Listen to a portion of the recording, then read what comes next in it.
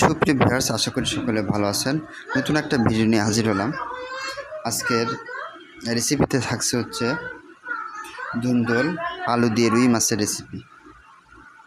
আপনারা সকলেই দেখতে পাচ্ছেন রুই মাছ ওখানে রাখা এবং পাশাপাশি ধুন্দল। অনেক সময় অঞ্চলভেদে ধুন্দলের পরিবর্তে কিন্তু আমরা পল্লাও বলে থাকি অনেক সময়। আর আলু তো আমরা প্রত্যেকেই চিনি, গোল আলু। প্রথমে যেটা করা হলো, তেল দেওয়া হলো, তেল দিয়ে তারপর কিন্তু মাছ ভাজা করার জন্য কিন্তু রুই মাছ দিয়ে দিলাম। দেখলেন ভাজা চলতেছে আর কি। আজকের দুঃখের বিষয়, আমরা সাধারণত যেটা ব্যবহার করি সেটা হচ্ছে মাছ ভাজা করার জন্য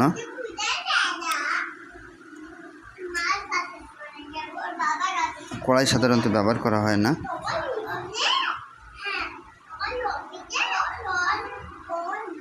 আজকে কিন্তু কড়াইতে মাছ ভাজা করা হচ্ছে।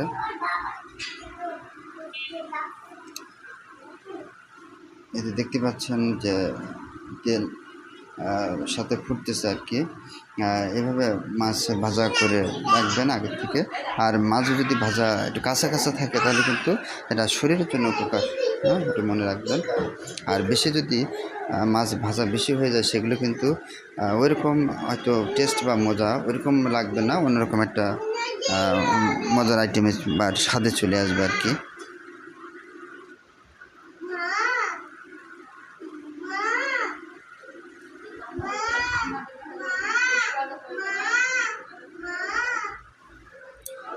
যে এরপরে যেহেতু এক পাশ দেখতে পাচ্ছেন যে ভাজা করা শেষ হয়ে গেছে, উল্টাই দেওয়া হবে। দিয়ে অপর পাশে কিন্তু অপর পিঠে মাছ যাতে ভাজা একটু হলেও হয় সেটা উল্টানো হবে আর কি।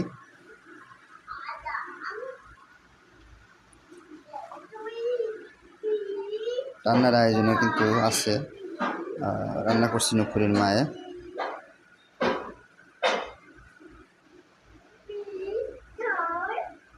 সুপ্রিয় ভিউয়ার্স, আপনারা সবসময় আমাদের পাশে থাকবেন, লাইক কমেন্ট শেয়ার করতে ভুলবেন না এবং সাবস্ক্রাইব করে আমাদেরকে সহযোগিতা করবেন।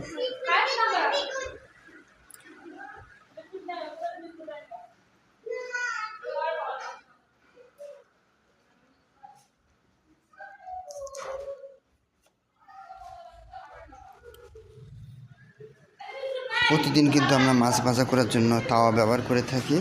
তাওয়া ব্যবহার করলে হয় কি, মাছটা পুড়ে না, মাছটা ভালো ভাজা হয় এবং তেলের পরিমাণ খুব কম লাগে, ক্ষীণ লাগে, কম পরিমাণ তেলে হয়ে যায়। আজকে কিন্তু নুপুরি মাছ চিন্তা ভাবনা করলে কড়াইতে মাছ ভাজবে, কিন্তু মাছ ভাজা কিন্তু খুব একটা ভালো হয়েছে বলে আমার মনে হয় না। দেখতে পাচ্ছেন যে হালকা হালকা লেগে গেছে। এতে মাছ ভাজতে গেলে যেটা হয়, তেলের পরিমাণ বেশি লাগে, তেল কিন্তু কম দিয়েছে। যে মাছের মাথা কিন্তু এখনো পর্যন্ত ভাজা করা হয়নি, সেটা একটু পরে ভাজা করা হবে। এই যে এবার যেটা দেওয়া হয়েছে সেটা হলো মাছের মাথা, রুই মাছের মাথা। রুই মাছের বড়ো মাথা আমার ছেলে এবং মেয়ে সকলে খেতে পছন্দ করে, আর মায়েও পছন্দ করে, কিন্তু ছেলে মেয়ে পছন্দ করে বেশি। এই জন্য চেষ্টা করি সর্বোচ্চ যে বড় মাছ আনার জন্য। এই যে মাছ কিন্তু চলতেছে, মাথা ভাজা করা। এবার যেহেতু ভাজা করা শেষ, এবার কিন্তু রান্নার আয়োজন শুরু হয়েছে। প্রথম দেখলেন একটু রসুন কুচি কুচি করে দেওয়া হলো এবং হালকা একটু পেঁয়াজ দেওয়া হলো, এবং পাশাপাশি যেটা দেওয়া হবে সেটা হচ্ছে জিরা। আমি সাধারণত জিরা এটা সাধারণত খেয়ে থাকি, তরকারির স্বাদ বাড়ায় এবং শরীরে পুষ্টিকর হিসাবে কাজ করে, স্বাস্থ্যসম্মত আর কি। এই যে একটু মশলা দিল, মশলা বলতে যেটা হালকা একটু হচ্ছে রসুন বাটা এবং আদার একটু অংশ।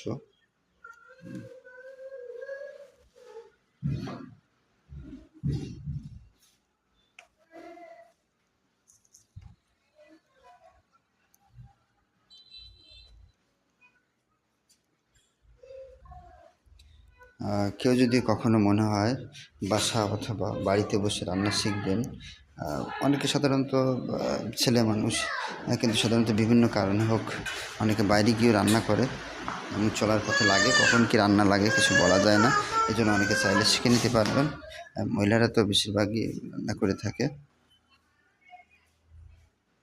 এই যে প্রথম যেটা দেওয়া হলো সেটা হচ্ছে অংশ যেটা দেওয়া হলো আলুর অংশ, গোলার অংশ দেওয়া হলো। গোলার অংশ দিয়ে মশলা একসাথে একটু নাড়াচাড়া করে দেওয়া হচ্ছে যাতে মশলাটা সম্পূর্ণ আলুটা মিশে যায় এবং একটু তাপমাত্রা কিন্তু বৃদ্ধি দেখছেন পরপর বৃদ্ধি পাচ্ছে।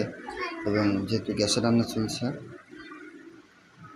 এখন আপাতত গ্যাসে রান্না চলছে, পরবর্তীতে শীতের সময় বা গরমের সময় হলে কাঠেও রান্না চলবে। আপাতত যেহেতু বর্ষাকাল এর জন্য আমরা এখন গ্যাসে রান্না চলছে আপাতত। এরপরে দেখেন যে হলুদ দেওয়া হয়েছে, লবণও দেওয়া হয়েছে। আর যেহেতু মিষ্টি পানিতে আপনারা প্রত্যেকে জানেন লবণের পরিমাণ একটু বেশি দেবেন। তাই বলে এত বেশি দেওয়া যাবে না যে পরবর্তীতে স্বাদ নষ্ট হয়ে যাবে এবং খাওয়া যায় না, এমনটা করা যাবে না। পরবর্তীতে আপনারা যদি লবণ কম দিয়ে যদি পরবর্তী মনে হয় যে পাতে নিয়ে খাবেন, তাও হালকা একটু হলে খেতে পারবেন। আর পাতে সাধারণত কাঁচা লবণ খেলে প্রেশারের মাপটা বা পরিমাপটা সাধারণত বৃদ্ধি পায়। এরপর দেখলেন ধুন্দুল বা পল্লা দেওয়া হলো, এবার নাড়াচাড়া করে দেওয়া হচ্ছে যাতে সম্পূর্ণ মশলাটা মিশে যায় আর কি।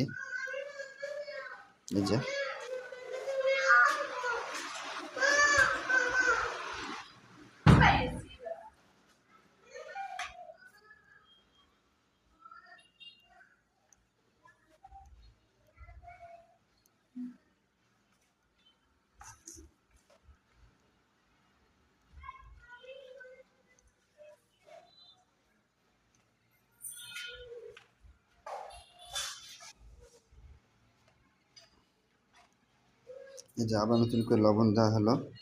লবণটা দিয়ে আবার একটু নাড়াচাড়া দেওয়া হবে। লবণের পরিমাণ কিন্তু কম ছিল। আর যেহেতু এই যে কাঁচামরিচ নুপুরের মায়ের খেতে পছন্দ করে, কাঁচামরিচ কিন্তু 2টা কেটে দিল। এই যে আগে একটা কেটে দিয়েছে আর পরে 2টা কাটা হয়নি, আর আস্তরা হয়ে দিয়েছে। আর এই যে লাল বর্ণ আবার দিয়েছে দেখি, এগুলো আলাদাভাবেও খাবে। এবার নাড়াচাড়া দেওয়া হচ্ছে।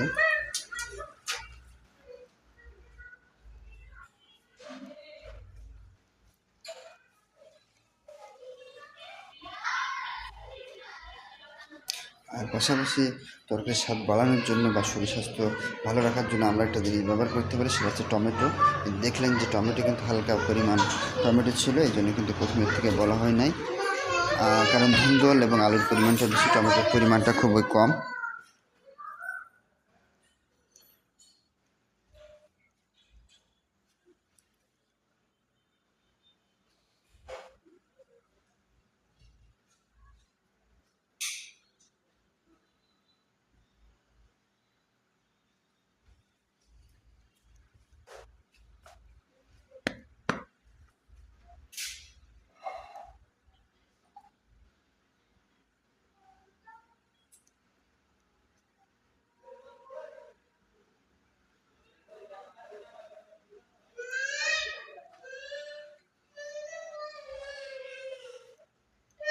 আবারও দেখতে পাচ্ছেন নাড়াচাড়া দেওয়া হচ্ছে একসাথে নিয়ে।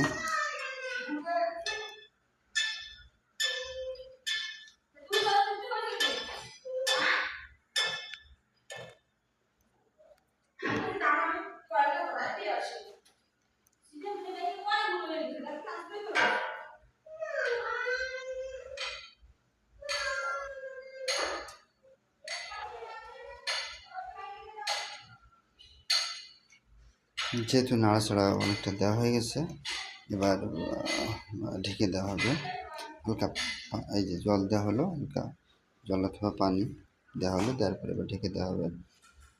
ঢেকে দিয়ে কিছু অংশ অর্থাৎ কিছু সময় জাল দেওয়ার পরে এটা সিদ্ধ হয়ে যাবে আর কি।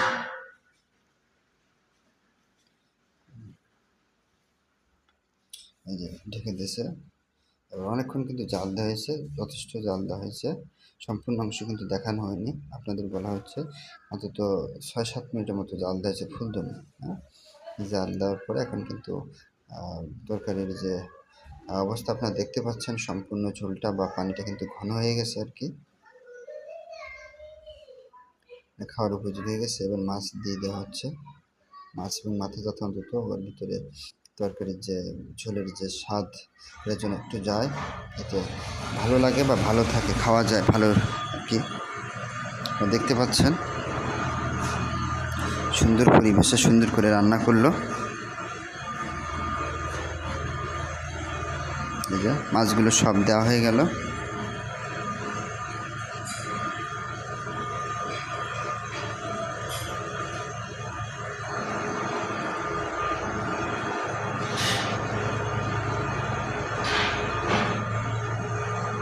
এভাবে কিছুক্ষণ জাল দেওয়া হবে।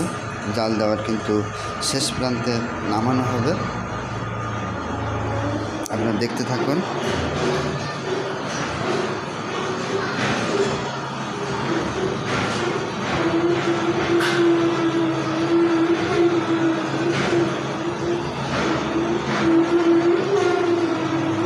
এই যে অনেকক্ষণ ধরে কিন্তু জাল দেওয়া হয়েছে। এই যে এবার আবার নতুন করে ঢেকে দেওয়া হলো। ঢাকার কিছুক্ষণ পর 5-7 মিনিট পরে কিন্তু আবার এটা নামানো হয়ে গেল, অর্থাৎ ঢাকনা উঠাই দিল, অর্থাৎ রান্নার শেষ প্রান্তে যেহেতু।